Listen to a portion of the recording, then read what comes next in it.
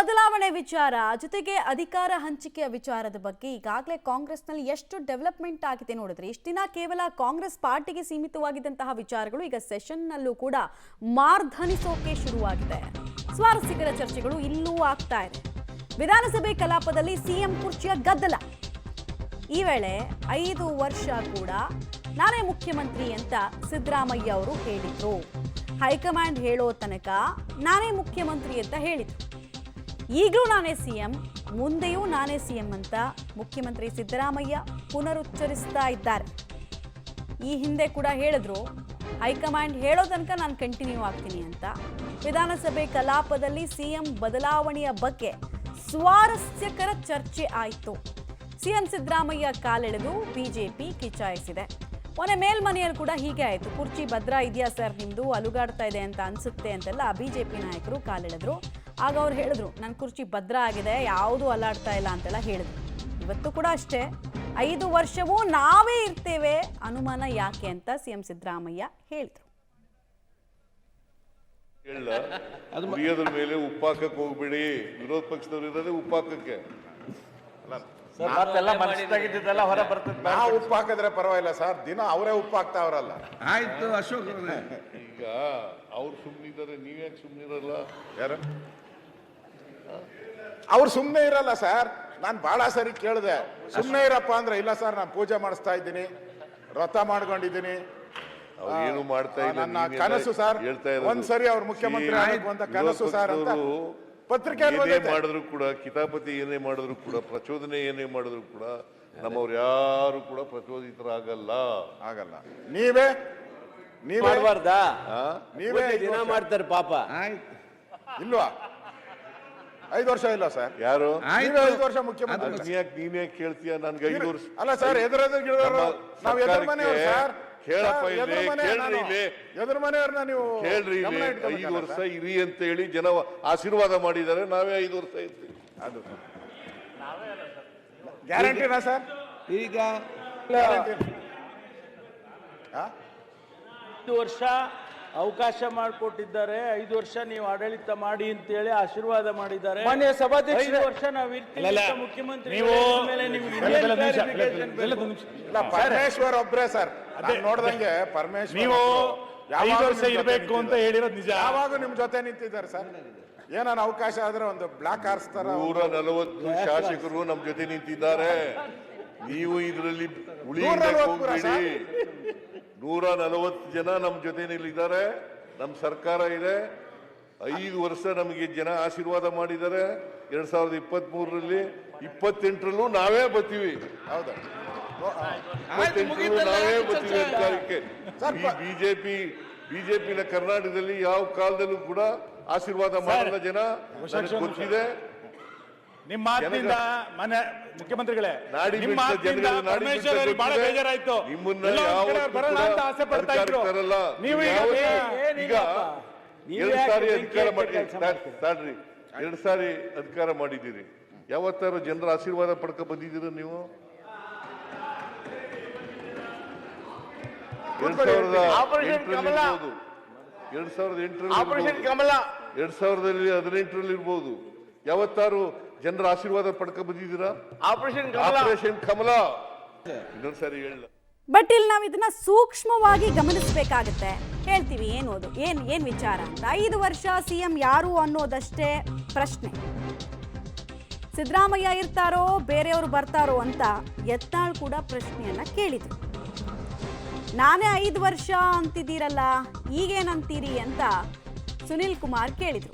ನೀವು ಯಾಕೆ 3 ಜನ ಸಿಎಂ ಮಾಡಿದ್ರಿ ಅಂತ ಇದೇ ವೇಳೆ ಬಿಜೆಪಿಯ ಪರಿಸ್ಥಿತಿ ಬಗ್ಗೆ ವ್ಯಂಗ್ಯವಾಡಿದ್ರು. ಈಗಲೂ ನಾನೇ, ಮುಂದೆನೂ ನಾನೇ ಅಂತ ಸಿಎಂ ಸಿದ್ದರಾಮಯ್ಯ ಅವರು ಪುನರುಚ್ಚರಿಸಿದ್ರು. 5 ವರ್ಷ ಸಿಎಂ ಯಾರು ಅನ್ನೋದಷ್ಟೇ ಪ್ರಶ್ನೆಗೆ ಉತ್ತರ ಹೀಗಿತ್ತು. ಇನ್ನೊಂದ್ಸರಿ ಹೇಳ, ಕುಡಿಯೋದ್ರ ಮೇಲೆ ಉಪ್ಪಾಕಕ್ಕೆ ಹೋಗ್ಬೇಡಿ, ವಿರೋಧ ಪಕ್ಷದವ್ರು ಇರೋದೇ ಉಪ್ಪಾಕಕ್ಕೆ. ಹೊರ ಬರ್ತದೆ. ನಾವು ಉಪ್ಪು ಹಾಕಿದ್ರೆ ಪರವಾಗಿಲ್ಲ ಸರ್, ದಿನ ಅವರೇ ಉಪ್ಪು ಹಾಕ್ತಾವ್ರಲ್ಲ. ಆಯ್ತು ಅಶೋಕ್, ಈಗ ಅವ್ರು ಸುಮ್ಮನಿದ್ದಾರೆ, ನೀವ್ಯಾಕೆ ಸುಮ್ಮನಿರಲ್ಲ? ಯಾರು ಅವ್ರು ಸುಮ್ಮನೆ ಇರಲ್ಲ ಸರ್. ನಾನು ಬಹಳ ಸರಿ ಕೇಳಿದೆ, ಸುಮ್ಮನೆ ಇರಪ್ಪ ಅಂದ್ರೆ ಇಲ್ಲ ಸರ್ ನಾನು ಪೂಜೆ ಮಾಡಿಸ್ತಾ ಇದ್ದೀನಿ, ವ್ರತ ಮಾಡ್ಕೊಂಡಿದ್ದೀನಿ, ಅವ್ರು ಏನು ಮಾಡ್ತಾ ಇಲ್ಲ, ನನ್ನ ನೀವೆಲ್ಲ ಕನಸು ಸರ್ ಹೇಳ್ತಾ ಇರೋದು. ಒಂದ್ಸರಿ ಅವ್ರು ಮುಖ್ಯಮಂತ್ರಿ ಆಗಬೇಕು ಅಂತ ಕನಸು ಸರ್ ಅಂತ ಪತ್ರಿಕೆಯಲ್ಲಿ ಏನೇ ಬಂದೈತೆ. ಮಾಡಿದ್ರು ಕೂಡ, ಕಿತಾಪತಿ ಏನೇ ಮಾಡಿದ್ರು ಕೂಡ, ಪ್ರಚೋದನೆ ಏನೇ ಮಾಡಿದ್ರು ಕೂಡ ನಮ್ಮವ್ರು ಯಾರು ಕೂಡ ಪ್ರಚೋದಿತರಾಗಲ್ಲ. ಆಗಲ್ಲ. ನೀವೇ ಮಾಡಬಾರ್ದಾ? ನೀವೇ ದಿನ ಮಾಡ್ತಾರೆ ಪಾಪ. ಆಯ್ತು ಇಲ್ವಾ? 5 ವರ್ಷ ಇಲ್ಲ ಸರ್. ಯಾರು? ನೀವೇ 5 ವರ್ಷ ಮುಖ್ಯಮಂತ್ರಿ. ನೀನೇ ಕೇಳ್ತೀಯ? ನನ್ಗೆ 5 ವರ್ಷ ಅಲ್ಲ ಸರ್, ನಾವು ಎದುರು ಮನೆಯವರು ಸರ್.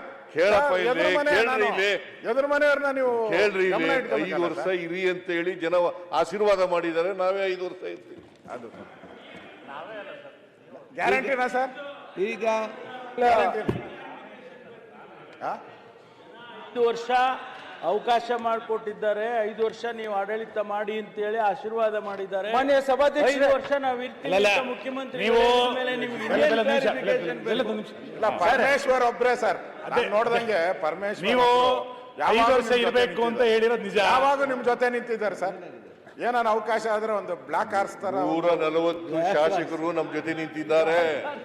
ನೀವು ಇದರಲ್ಲಿ ಉಳಿಯಿಂದ 140 ಹೋಗ್ಬೇಡಿ. 140 ಜನ ನಮ್ಮ ಜೊತೆನಲ್ಲಿದ್ದಾರೆ. ನಮ್ಮ ಸರ್ಕಾರ ಇದೆ. 5 ವರ್ಷ ನಮಗೆ ಜನ ಆಶೀರ್ವಾದ ಮಾಡಿದ್ದಾರೆ. 2023ರಲ್ಲಿ 28ರಲ್ಲೂ ನಾವೇ ಬರ್ತೀವಿ. ಹೌದು. 28ರಲ್ಲೂ ನಾವೇ ಬರ್ತೀವಿ ಅಧಿಕಾರಕ್ಕೆ. ಬಿಜೆಪಿನ ಕರ್ನಾಟಕದಲ್ಲಿ ಯಾವ ಕಾಲದಲ್ಲೂ ಕೂಡ ಆಶೀರ್ವಾದ ಮಾಡಲ್ಲ ಜನ, ನನಗೆ ಗೊತ್ತಿದೆ. ನಿಮ್ಮ ಮಾತಿನಿಂದ ಮನೆ ಮುಖ್ಯಮಂತ್ರಿಗಳೇ, ನಾಡಿ ನಿಮ್ಮ ಬಿಟ್ಟ ಮಾತಿನಿಂದ ಜನರಿಗೆ ನಾಡಿ ಪರಮೇಶ್ವರ್ ಬಿಟ್ಟ ಅವರಿಗೆ ಬಹಳ ಗೊತ್ತಿದೆ. ಬೇಜಾರಾಯ್ತು. ನಿಮ್ಮನ್ನ ಎಲ್ಲೋ ಒಂದ್ ಕಡೆ ಯಾವತ್ತೂ ಬರೋಣ ಅಂತ ಆಸೆ ಪಡ್ತಾ ಇದ್ರು. ಅಧಿಕಾರಕ್ಕೆ ತರಲ್ಲ. ನೀವು ಈಗ ಈಗ 2 ಸಾರಿ ಅಧಿಕಾರ ಮಾಡಿ ತಾಡ್ರಿ, 2 ಸಾರಿ ಅಧಿಕಾರ ಮಾಡಿದ್ದೀರಿ. ಯಾವತ್ತಾರು ಜನರ ಆಶೀರ್ವಾದ ಪಡ್ಕ ಬಂದಿದ್ದೀರ ನೀವು? 2008ರಲ್ಲಿ 2018ರಲ್ಲಿ ಇರ್ಬೋದು. ಯಾವತ್ತಾರು ಜನರ ಆಶೀರ್ವಾದ ಪಡ್ಕ ಬಂದಿದ್ದೀರಾ? ಆಪರೇಷನ್ ಕಮಲ. ಡೀಟೇಲ್ಸ್ ಕೊಡ್ತಾರೆ, ನೇರ ಸಂಪರ್ಕದಲ್ಲಿ ಜಾಯ್ನ್ ಆಗ್ತಾರೆ ಸುಖೇಶ್. 5 ವರ್ಷ ಇರಿ ಅಂತ ಜನ ಆಶೀರ್ವಾದ ಮಾಡಿದ್ದಾರೆ, ನಾವೇ 5 ವರ್ಷ ಇರ್ತೇವೆ ಅನ್ನೋದನ್ನ ಹೇಳಿದ್ರು. ನಾವು ಅನ್ನೋದಕ್ಕೂ ನಾನು ಅನ್ನೋದಕ್ಕೂ ತುಂಬಾ ವ್ಯತ್ಯಾಸ ಇದೆ ಅಲ್ವಾ ಸುಖೇಶ್? ಆಮೇಲೆ ಈ ಪ್ರಶ್ನೆ ಪದೇ ಪದೇ ಮುಖ್ಯಮಂತ್ರಿಗಳನ್ನು ವಿಪರೀತ ಅನ್ಕಂಫರ್ಟಬಲ್ನೆಸ್ಗೆ ದೂಡ್ತಾ ಇರೋ ಹಾಗೆ ಕಾಣಿಸ್ತಿದೆ. ಅವ್ರ ಹಾವಭಾವ, ಬಾಡಿ ಲ್ಯಾಂಗ್ವೇಜು, ಮತ್ತೊಬ್ರು ಅವ್ರನ್ನ ರೆಸ್ಕ್ಯೂ ಮಾಡೋದಕ್ಕೆ ಬರುವಂತಹ ರೀತಿ ಸಹಜ. ಮತ್ತೆ ಇದು ನಿರೀಕ್ಷಿತ ಕೂಡ, ಯಾಕಂದ್ರೆ ಈ ಬಾರಿಯ ಸದನದಲ್ಲಿ ಕಲಾಪದಲ್ಲಿ ಇದು ಜಾಸ್ತಿ ಚರ್ಚೆ ಆಗ್ಬೋದು, ಅಥವಾ ವಿಪಕ್ಷಗಳಿಂದ ಪದೇ ಪದೇ ಪ್ರಸ್ತಾಪ ಆಗ್ಬೋದು, ಅಥವಾ ಬೇರೆ ಯಾವ್ದಾದ್ರು ರೀತಿಯಲ್ಲಿ ಒಂದು ರೀತಿಯಲ್ಲಿ ಅದನ್ನ ಪ್ರಸ್ತಾಪಿಸಬಹುದು ಅನ್ನುವಂಥ ಲೆಕ್ಕಾಚಾರಗಳಿತ್ತು. ಇವತ್ತು ಅದಕ್ಕೊಂದು ಸೂಕ್ತವಾದ ವೇದಿಕೆ ಕಲಾಪದಲ್ಲಿ ಸಿಕ್ಕದಂತೆ ಕಾಣಿಸ್ತು ವಿಪಕ್ಷಗಳ ಪಾಲಿಗೆ. ಮತ್ತು ಕಾಂಗ್ರೆಸ್ನ ಶಾಸಕರ ಬೇಡಿಕೆ, ಮತ್ತೊಂದು DCM DK ಶಿವಕುಮಾರ್ ಆಪ್ತ ವಲಯದ ಶಾಸಕರೊಬ್ಬರು ಕೇಳಿದ ಪ್ರಶ್ನೆಗೆ ಸಂಬಂಧಪಟ್ಟಂತ ವಿಚಾರವನ್ನೇ ಬಳಸಿಕೊಂಡು ಬಿಜೆಪಿ ಕಾಲೆಳೆಯುವ ಪ್ರಯತ್ನ ಮಾಡದಂತೆ ಕಾಣಿಸ್ತಾ ಇದೆ. ಆದರೆ ಮುಖ್ಯಮಂತ್ರಿಗಳು 5 ವರ್ಷ ನಾವೇ ಇರ್ತೀವಿ ಅನ್ನುವಂಥದ್ದನ್ನ ಹೇಳಿದ್ರು.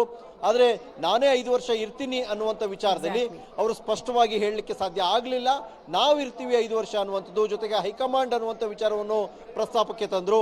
ಹಾಗಾಗಿ ನೀವಿರ್ತೀರಾ ಅಥವಾ ಮುಖ್ಯಮಂತ್ರಿ ನಿಮ್ಮ ಸರ್ಕಾರ ಮಾತ್ರ ಇರುತ್ತಾ ಅನ್ನುವಂಥ ವಿಚಾರವನ್ನೇ ಸ್ವಲ್ಪ ಎಳೆದಾಡುವ ಪ್ರಯತ್ನವನ್ನ ಮಾಡ್ತು. ಆದರೆ ಏನು ಇತ್ತೀಚೆಗೆ ಮುಖ್ಯಮಂತ್ರಿಗಳು ನಮ್ಮ ಹೈಕಮಾಂಡ್ ತೀರ್ಮಾನ ಮಾಡುತ್ತೆ ಅನ್ನುವಂಥ ಮಾತನ್ನು ಹೇಳ್ತಾ ಇದ್ರು. ಅದನ್ನೇ ಡಿಫೆಂಡ್ ಮಾಡಬೇಕಂತ ಅನಿವಾರ್ಯತೆ ಬಹುಶಃ ಸದನದಲ್ಲೂ ಅವರಿಗೆ ಎದುರಾದಂತೆ ಕಾಣಿಸ್ತಾ ಇದ್ದು. ಇದು ಕಾಂಗ್ರೆಸ್ನ ಆಂತರಿಕವಾಗಿರುವಂತಹ ಪವರ್ ಫೈಟ್ ಏನಿದೆ, ಪವರ್ ಶೇರಿಂಗ್ ವಿಚಾರದಲ್ಲಿ ನಡೀತಿರುವ ಜಟಾಪಟಿ ಏನಿದೆ, ಈ ಸಂದರ್ಭದಲ್ಲಿ ಅದು ಸದನದ ಒಳಗೆ ಇರ್ಬೋದು, ಸದನದ ಹೊರಗೆ ಇರ್ಬೋದು, ಯಾವ ಮಾತನ್ನ ಆಡಬೇಕು ಅನ್ನುವಂಥದ್ದು ಸ್ವಲ್ಪ ಅಳದು ತೂಗಿಯೇ ಮಾತಾಡದಂತೆ ಕಾಣಿಸ್ತಾ ಇದೆ ಮುಖ್ಯಮಂತ್ರಿಗಳು. ಹಾಗಾಗಿ ನಾನೇ 5 ವರ್ಷ ಇರ್ತೀನಿ ಏನಿವಾಗ ಅನ್ನುವಂಥ ಪ್ರಶ್ನೆಯನ್ನ ಸಹಜವಾಗಿ ಹಿಂದೆ ಕೇಳಿದ್ರು. ಆದರೆ ಈಗ ಆ ರೀತಿ ಇರಲಿಲ್ಲ ಅವರ ರಿಪ್ಲೈ ಅನ್ನುವಂಥದ್ದು ಕೂಡ ಅಷ್ಟೇ ಪ್ರಮುಖವಾಗುತ್ತೆ. ಅದನ್ನ ಏನಾದರೂ ಇನ್ನಷ್ಟು ವಿಚಾರವನ್ನು ಹೊರಗೆ ತೆಗೆಯೋಕ್ಕೆ ಸಾಧ್ಯನಾ ಅನ್ನುವಂಥ ರೀತಿಯಲ್ಲಿ ಬಿಜೆಪಿ ನಾಯಕರುಗಳು ಪ್ರಯತ್ನ ಪಟ್ಟಂತಹ ಘಟನೆಯು ಕೂಡ ನಡೀತು ಇವತ್ತು ಸದನದಲ್ಲಿ. ಮಮತಾ, ಸುಖೇಶ್ ಹಾಗೆ ಸಂಪರ್ಕದಲ್ಲಿರಿ. ನಾವೇ ಇರ್ತೀವಿ ಅಂತ CM ಸಿದ್ದರಾಮಯ್ಯ ಹೇಳಿದ್ರು, ನಾನೇ ಮುಖ್ಯಮಂತ್ರಿಯಾಗಿರ್ತೀನಿ ಅನ್ನೋದನ್ನ ಹೇಳಿಲ್ಲ. ಡಿಫರೆನ್ಸ್ ಕ್ಲಿಯರ್ ಇದೆ.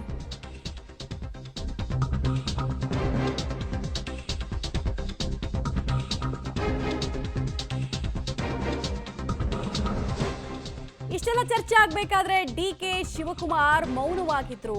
5 ವರ್ಷ ನಾವೇ ಇರ್ತೀವಿ ಅಂತ CM ಸಿದ್ದರಾಮಯ್ಯ ಹೇಳಿದಾಗ DCM DK ಶಿವಕುಮಾರ್ ಅವರ ಎಕ್ಸ್ಪ್ರೆಷನ್ ಕೂಡ ಗಮನಿಸಬೇಕಾಗಿ ಬಂತು. ರಿಪ್ಲೈ ಏನಾದರೂ ಕೊಡ್ತಾರಾ, ಮಾತಾಡ್ತಾರಾ, ಏನಾದರೂ ವ್ಯಂಗ್ಯ ಮಾಡ್ತಾರಾ, ಹಾವಭಾವಗಳಲ್ಲಿ ಬದಲಾವಣೆ ಆಗುತ್ತಾ ಅಂದಾಗ DK ಶಿವಕುಮಾರ್ ಮೌನವಾಗಿ ಎಲ್ಲವನ್ನ ಕೇಳಿಸ್ಕೊಳ್ತಾ ಇದ್ರು. ರಿಯಾಕ್ಷನ್ ಕೊಡಲಿಲ್ಲ, ಡಿಫೆಂಡು ಮಾಡಲಿಲ್ಲ, ಹೌದು ಇವರೇ ಇರ್ತಾರೆ ಅಂತಲೂ ಹೇಳಲಿಲ್ಲ, ಸೈಲೆಂಟ್ ಆಗಿದ್ರು.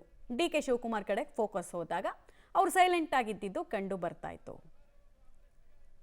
ಡೀಟೇಲ್ಸ್ ಕೊಡ್ತಾರೆ ಸುಕೇಶ್. ಒಂದ್ ಕಡೆಗೆ ಮುಖ್ಯಮಂತ್ರಿಗಳು ನಾನೇ ಕಂಟಿನ್ಯೂ ಮಾಡ್ತೀನಿ ಅನ್ನೋದನ್ನ ಹೇಳಿಲ್ಲ, ನಾವೇ ಇರ್ತೀವಿ ಅನ್ನೋದನ್ನ ಹೇಳಿದ್ರು. ಇನ್ನೊಂದ್ ಕಡೆಗೆ ಡಿ ಕೆ ಶಿವಕುಮಾರ್ ಅವರ ಹಾವಭಾವ ಏನಿರುತ್ತೆ? ಪ್ರಬಲ ಪ್ರತಿಸ್ಪರ್ಧಿ ಮತ್ತು ಸಿದ್ದರಾಮಯ್ಯ ಅವರ ಪ್ಯಾರಲಲ್ ಅಂತ ಸದ್ಯಕ್ಕೆ ಕಾಣಿಸ್ಕೊಂಡಿರುವಂತಹ ಡಿ ಕೆ ಶಿವಕುಮಾರ್ ಅವ್ರ ರಿಯಾಕ್ಷನ್ ಹೇಗಿತ್ತು? ಹಾವಭಾವದಲ್ಲಿ ಬದಲಾವಣೆ ಕಾಣಿಸ್ತಾ ಇತ್ತಾ ಅಥವಾ ಸಟಲ್ ಆಗಿತ್ತಾ ಅವ್ರ ರಿಯಾಕ್ಷನ್? ಇದ್ರು ಅಂದ್ರೆ ಅಲ್ಲಿ ಇನ್ನೊಂದು ಪರಿಸ್ಥಿತಿ ಇತ್ತು. ಹಾಗೇನಾದ್ರೂ ಡಿಫೆಂಡ್ ಮಾಡ್ಲಿಕ್ಕೆ DCM ಅವರು ಕೂಡ ಎದ್ದು ನಿಂತಿದ್ರೆ ಎಲ್ಲೋ ಒಂದ್ ಕಡೆ ನಿಮ್ಮಿಬ್ಬರ ನಡುವೆ ಡಿಫರೆನ್ಸ್ ಇರುವಂತದ್ದು, ನೀವಿಬ್ಬರೇ ಬ್ರೇಕ್ಫಾಸ್ಟ್ ಮೀಟಿಂಗ್ ಮಾಡಿದಂತವ್ರು, ನೀವಿಬ್ಬರೇ ಪೋಸ್ಟ್ ವಾರ್ಗಳನ್ನ ಮಾಡ್ಕೊಂಡಂತವ್ರು ಈಗ ಹೇಳಿ ಆಗಾದ್ರೆ ಅನ್ನುವಂತ ವಿಪಕ್ಷಗಳ ಪಾಲಿಗೆ ಇನ್ನೊಂದು ಅಸ್ತ್ರ ಆಗ್ತಿತ್ತು ಅವ್ರೇನಾದ್ರು ಎದ್ದು ನಿಂತಿದ್ರೆ. ಬಹುಶಃ ಇದೆಲ್ಲವನ್ನು ಅಳೆದು ತೂಗಿ ಅವರು ಮೌನವಾಗಿ ಕೂತ ಅನ್ನುವಂಥದ್ದು ಕೂಡ ಪ್ರಶ್ನೆ ಆಗುತ್ತೆ. ಆದ್ರೆ ಬೇರೆ ಸಚಿವರುಗಳು ಶಾಸಕರುಗಳು ಡಿಫೆಂಡ್ ಮಾಡುವಂತ ಪ್ರಯತ್ನವನ್ನ ಮಾಡಿದ್ರು. ಹಾಗಾಗಿ ಇಬ್ಬರು ಎದ್ದು ನಿಂತಿದ್ರೆ ಅದು ಇನ್ನೊಂದು ತಿರುವನ್ನ ಪಡಿತಿತ್ತೇನೋ ಚರ್ಚೆ, ಅಥವಾ ಸದನದಲ್ಲಿ ವಿಪಕ್ಷಗಳಿಗೆ ಕಾಲಿಡಲಿಕ್ಕೆ ಮತ್ತಷ್ಟು ಒಂದಷ್ಟು ಅಸ್ತ್ರ ಸಿಕ್ಕದಂಗೆ ಆಗ್ತಿತ್ತೇನೋ. ಆದ್ರೆ ಅದನ್ನ ಇರೋದ್ರಲ್ಲಿ ಮ್ಯಾನೇಜ್ ಮಾಡ್ಕೊಂಡಂತೆ ಕಾಣಿಸ್ತಾ ಇದೆ. ಆದ್ರೆ ಮುಖ್ಯಮಂತ್ರಿಗಳು ಒಂದಷ್ಟು ಏನು ಸ್ಪಷ್ಟನೆಯನ್ನು ಕೊಡಬೇಕು ಕೊಟ್ಟಿದ್ದಾರೆ. ಸಹಜವಾಗಿ ಅಲ್ಲಿ ಯಾವುದು ಮೇನ್ ಪಾಯಿಂಟ್ ಅನ್ನುವಂಥದ್ದು ಇಟ್ಕೊಂಡಿದ್ರು ಅಂದ್ರೆ, ನೀವು 5 ವರ್ಷ ಇರ್ತೀರಾ ನೀವೇನಾ ಅಥವಾ ನಿಮ್ಮ ಸರ್ಕಾರನ? ಅವಾಗ ಏಕವಚನ ಹೇಳ್ತಿದ್ರು, ಈಗ ಬಹುವಚನಕ್ಕೆ ಬಂದಿದ್ದೀರಾ ಅನ್ನುವ ಮೂಲಕವಾಗಿ ಮುಖ್ಯಮಂತ್ರಿಗಳನ್ನ ಮತ್ತಷ್ಟು ಕೆಣಕುವ ಪ್ರಯತ್ನವನ್ನು ವಿಪಕ್ಷಗಳು ಮಾಡಿದ್ರು ಕೂಡ ಮುಖ್ಯಮಂತ್ರಿಗಳು ಇರೋದ್ರಲ್ಲಿ ಅದನ್ನ ಹೇಗೆ ಮ್ಯಾನೇಜ್ ಮಾಡಬೇಕು, ಒಂದು ಕಲಾಪದ ಭಾಗವಾಗಿ, ಸದನವಾಗಿ ಅಥವಾ ಪಕ್ಷ ಮತ್ತು ಸರ್ಕಾರದ ಭಾಗವಾಗಿ ಅನ್ನುವಂಥ ರೀತಿಯಲ್ಲಿ ಅದನ್ನ ಮ್ಯಾನೇಜ್ ಮಾಡದಂತೆ ಕಾಣಿಸ್ತಾ ಇತ್ತು. ಮಮತಾ, ಧನ್ಯವಾದ ಸುಕೇಶ್ ತಮ್ಮ ಮಾಹಿತಿಗಾಗಿ.